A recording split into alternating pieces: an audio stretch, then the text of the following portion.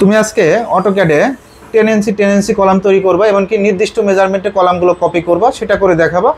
আর EC rectangle নাও, first point এদিকে 10 ইঞ্চি কমা দাও, এদিকেও 10 ইঞ্চি।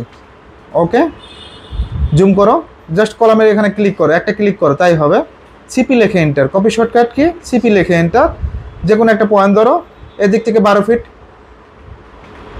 এন্টার দাও, আর একটা 24 ফিট লিখে এন্টার। ওকে, এটা নির্দিষ্ট মেজারমেন্টে কপি করতে পারবো। আর একটা কলাম সাইজ তৈরি করো, আর ইসি রেক্ট্যাঙ্গেল নাও, এদিক থেকে 15 ইঞ্চি কমা দাও, আরেক দিকে 15 ইঞ্চি।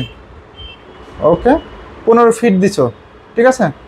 ডিলিট করে দাও, এটা সিলেক্ট করে ডিলিট করে দাও, আরেকবার দেখাও, সমস্যা নেই। আর ইসি